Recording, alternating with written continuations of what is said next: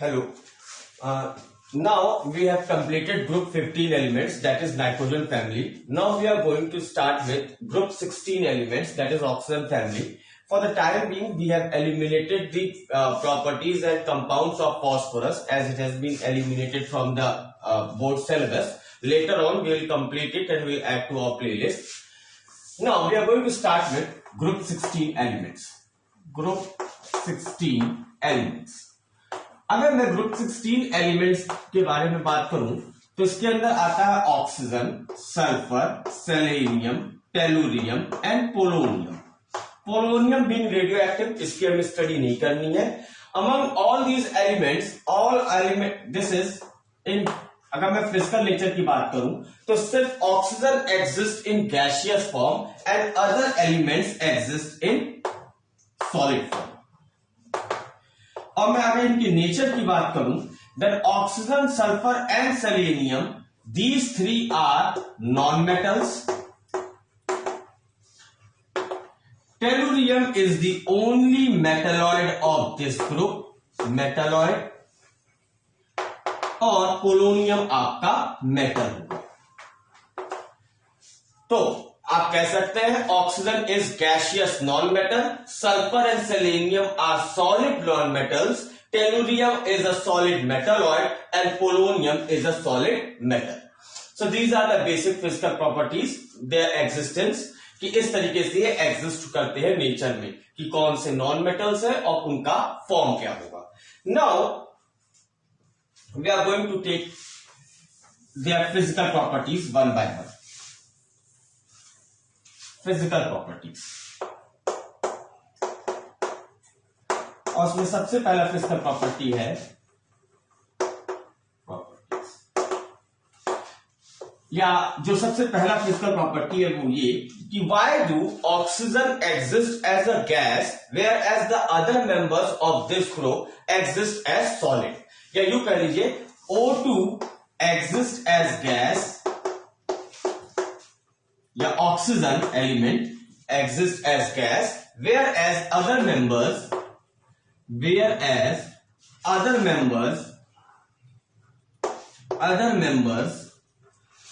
of the group exist as solid,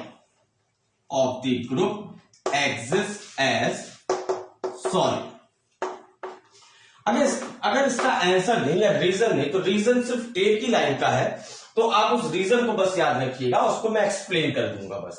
reason इसका ये है, because oxygen has a capability of forming p pi multiple bond. Since oxygen can form p pi multiple bond. P pi multiple bond form करने की वजह से oxygen atom एक दूसरे के बहुत पास आ जाते हैं और दो O2 एटम के बीच में काफी ज्यादा गैप आ जाता है या इंटरमोलिकुलर डिस्टेंस बढ़ जाता है, जिसके वजह से O2 exist as a gas, whereas other members they do not have a capability of forming p pi bond या p pi multiple bond. इसलिए जो दूसरे एलिमेंट्स हैं वो आपके गैसियस फॉर्म में एग्जिस्ट नहीं कर पाते. Let us see what do I mean by p pi multiple bond. पहले इनका मतलब समझिए, p pi हो या कहीं p pi d pi हो या d pi हो, इसका मतलब क्या होता है. अगर मैं फिजिकल सेंस में ना जाके अगर मैं सिर्फ इनके इलेक्ट्रॉनिक कॉन्फ़िगरेशन के बेस पे देखूं, तो देखिए अगर ऑक्सीजन का इलेक्ट्रॉनिक आप कॉन्फ़िगरेशन करते हैं 8 का, it comes out to be 1s2 2s2 2p4. That is, अगर मैं ब्लॉक डायग्राम बनाऊं, 1s2 2s2 एंड 2p4. तो आप ये देख सकते हैं कि यहां पे ऑक्सीजन के आउटर मोस्ट शेल में दो इलेक्ट्रॉन्स जो है वो अनपेयर्ड है, और एक और ऑक्सीजन एटम जब इनके साथ इसके साथ कंबाइन करने के लिए आता है, it will also have the same configuration 2s2 2p4. तो इसका अनपेयर्ड इलेक्ट्रॉन और इसका अनपेयर्ड इलेक्ट्रॉन, ये दोनों ओवरलैप, ये दोनों साथ में आके एक पेयर बना के एक बॉन्ड बनाएंगे, और ये अनपेयर्ड इलेक्ट्रॉन और ये अनपेयर्ड इलेक्ट्रॉन ये दोनों साथ में आके एक बॉन्ड बनाएंगे। दो इस बॉन्ड में से एक बॉन्ड आपका सिग्मा होगा और एक बॉन्ड आपका पाई होगा। बट आप ये देख सकते हैं कि जो एक बॉन्ड आपका पाई बन रहा है वो किन किन इलेक्ट्रॉन से बन रहा है, एक ऑक्सीजन एटम के पी ऑर्बिटल से, और एक दूसरा जो इलेक्ट्रॉन आ रहा है उस बॉन्ड का वो दूसरे ऑक्सीजन के पी इलेक्ट्रॉन से। क्योंकि ये दोनों ही ऑक्सीजन के पी इलेक्ट्रॉन आपस में एक दूसरे से कंबाइन करने के बाद एक पेयर बना रहे हैं या एक बॉन्ड बना रहे हैं, इसलिए ये जो डबल बॉन्ड आपका बनता है that is known as P pi bond या P pi multiple bond. No, अगर आप इसको ऐसे समझ सकते हैं देन इट्स ओके। अदरवाइज इसका जब मैं फिजिकली इस सेंस को अगर मैं दिखाऊं तो वो ऐसा कुछ होता है। मान लीजिए ऑक्सीजन के पास मैं ऑक्सीजन का एक एटम है, ठीक है, और इधर आपका 1s2 2s2 यहां पे होगा। मैं इसके डायरेक्टली मैं इस ऑक्सीजन के पी ऑर्बिटल को दिखा रहा हूं। आपको पता है पी ऑर्बिटल का शेप 3 टाइप का होता है, एक आपका एक्स से वाई में, एक ये आप मान लीजिए एक्स में, और एक इधर से जेड में। Let me say this is your X, this is your Y, and यहां से जो निकल रहा होता है एक डंबल का लो पी का, वो आपका जेड होता है, जिसे मैं यहां दिखा दे रहा हूं like this, something like this. This is your P x, this is your py and this is your pz, this is your pz। For the time भी हम मान लेते हैं, आप देखें तो ऑक्सीजन एटम के आउटर मोस्ट में तीन जो पी के जो 3 ओरिएंटेशन थे उसमें से एक पी कंप्लीटली फिल्ड था, तो हम मान लेते हैं कि पीजेड में 2 इलेक्ट्रॉन्स पहले से हैं, और पीएक्स में और पीवाई में एक इलेक्ट्रॉन्स है। Let me again tell you, जैसे ऑक्सीजन था एक, ये है 1s2 2s2 2p4। अगर मैं इसकी बात करूं तो इसके पी में के 3 ओरिएंटेशन होते हैं, जिसमें से एक ओरिएंटेशन, 3 ओरिएंटेशन का मतलब इधर अलोंग एक्स, इधर अलोंग वाई या इधर अलोंग जेड। तो आप कह लीजिए कि एक ओरिएंटेशन में ये जो पेयर इलेक्ट्रॉन है वो कंप्लीट है, सिर्फ 2 ओरिएंटेशन लेट अस से एक्स एंड वाई उसमें एक इलेक्ट्रॉन्स हैं। तो let us take it like this, और हम जेड वाले को यहां पे हटा देते हैं so as to make more the understanding more clear. अब इसे मैं फिर से बनाऊं तो इसे आप ऐसे देख सकते हैं, if this is your oxygen atom, let me denote it with a dot, और यहां पे इसका एक पी वाई वाला है, ये आपका पी एक्स वाला है, और पी जेड वाला भरा हुआ है। तो एक ऑक्सीजन एटम ये है जहां पे ये एक इलेक्ट्रॉन के साथ, एक इलेक्ट्रॉन उसके पी एक्स में है और एक इलेक्ट्रॉन उसके पी वाई में है, और एक दूसरा एक ऑक्सीजन एटम आ रहा है और कह लीजिए कि वो ओवरलैप करता है, उसके एक्स एक्स वाले ओवरलैप करते हैं। ये इसके पास भी एक्स में एक इलेक्ट्रॉन था और वाई में एक इलेक्ट्रॉन था, से हियर और here wherever you want. अब जब इसके एक्स एक्स वाले डायरेक्टली एक दूसरे से ओवरलैप करेंगे, ये 2 ऑर्बिटल्स ओवरलैप करेंगे, तो दिस इज द रीजन जहां पे इसका एक इलेक्ट्रॉन और इसका इलेक्ट्रॉन आके ये पेयर कर जाते हैं, and this is known as a bond. या मतलब ये दोनों इलेक्ट्रॉन, अगर आप और डेप्थ में जाते हैं तो हमें पता है बॉन्ड क्या होता है, it is the overlapping of the orbitals where both the electron spend a lot of time.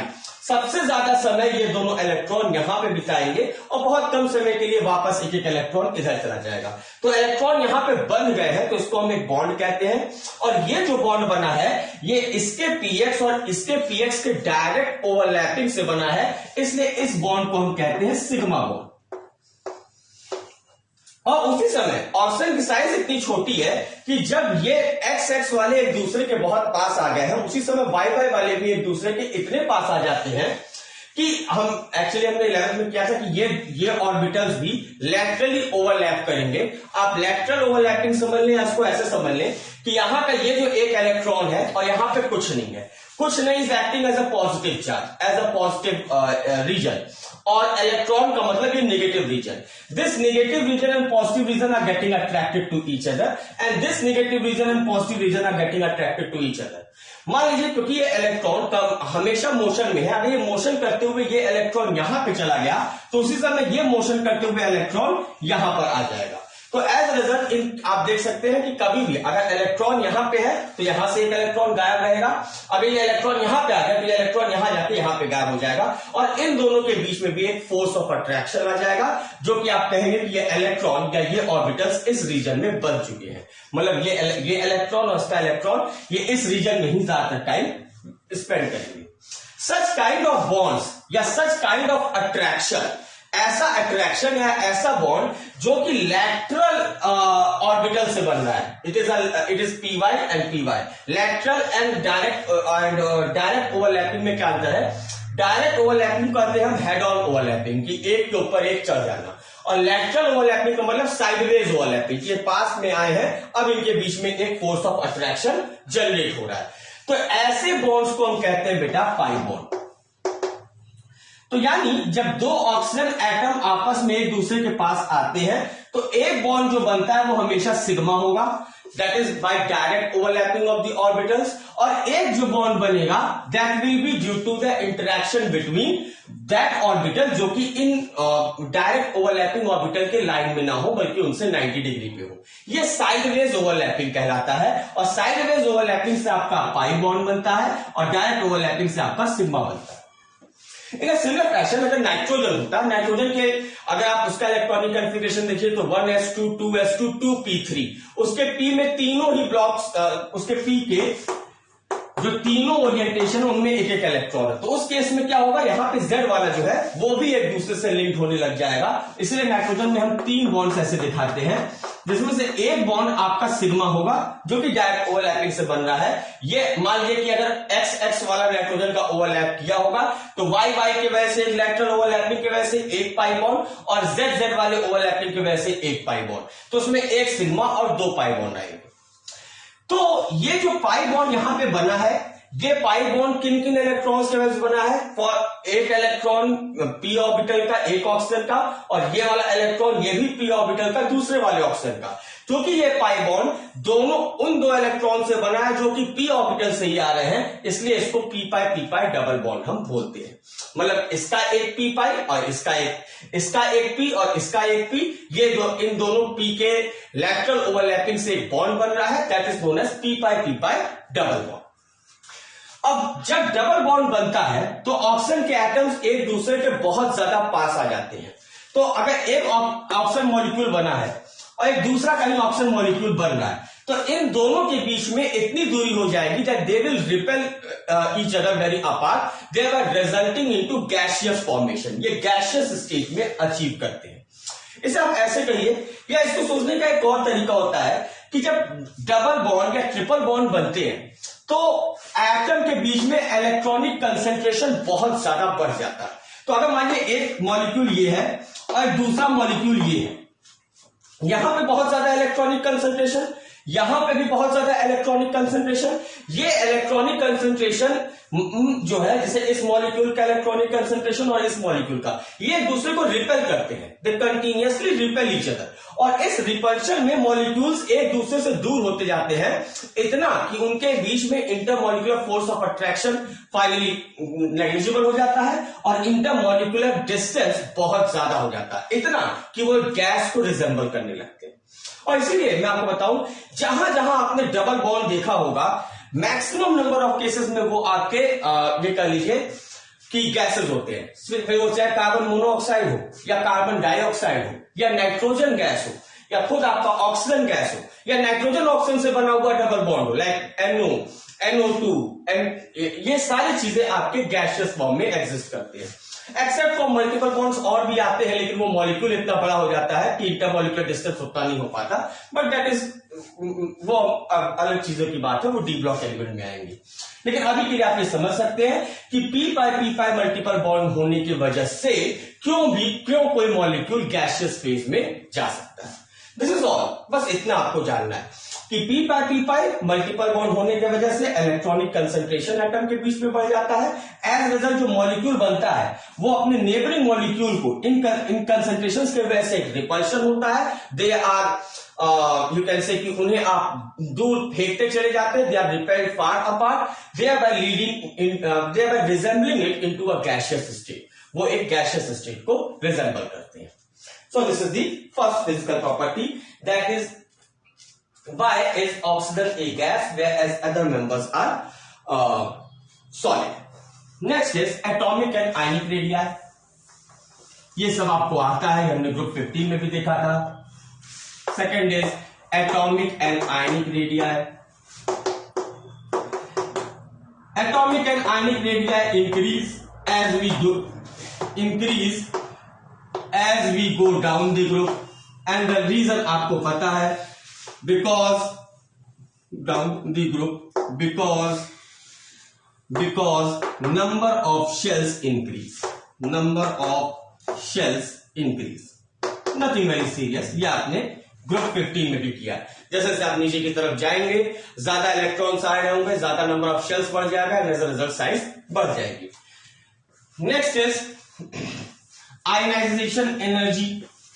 अगर मैं आयनाइजेशन एनर्जी की बात करूं तो यहां पे कुछ एक्सेप्शंस है, मतलब ग्रुप 16 और ग्रुप 15 को हमें थोड़ा क्या नाम का है, ये कह लीजिए कि हमें उनके साथ कंपैरिजन करना पड़ेगा. आयनाइजेशन एनर्जी क्या होता है? The amount of energy required to remove an electron from the outermost shell of an atom.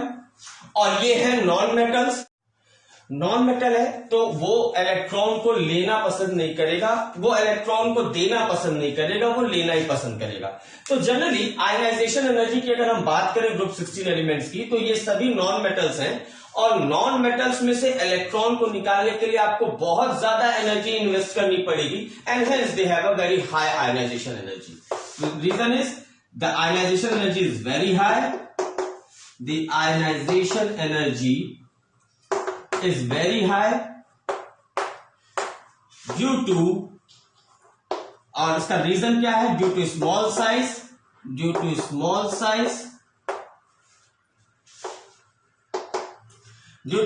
Dilation is very high due to small size बहुत छोटी होती है, एंड इंक्रीज न्यूक्लियर चार्ज. और मैंने आप लोग को बताया है कि न्यूक्लियर चार्ज क्या होता है, and increase affective nuclear charge और न्यूक्लियर चार्ज, ये आप लोग को पता है. द नेक्स्ट थिंग, अगर मैं ग्रुप 15 और ग्रुप 16 एलिमेंट्स के बीच में एक कंपैरिजन करूं, this is the first point. And the second point अगर हम बात करें, तो the ionization energy of group 16 elements is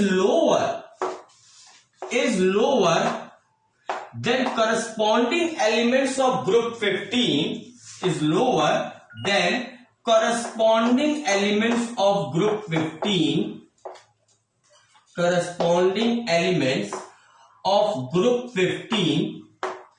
because and the reason is, इसके एक लाइन में रीजन ये भी लिख लीजिएगा, इसके आगे मैं यहां पे लिख रहा हूं, because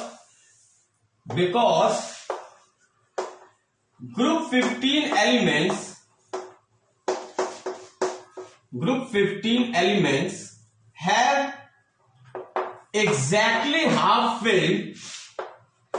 exactly half filled configuration, which makes them very stable.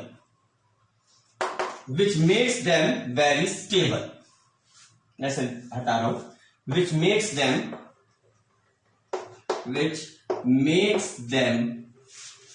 very stable, जो कि उन्हें बहुत ज्यादा स्टेबल बना देता है.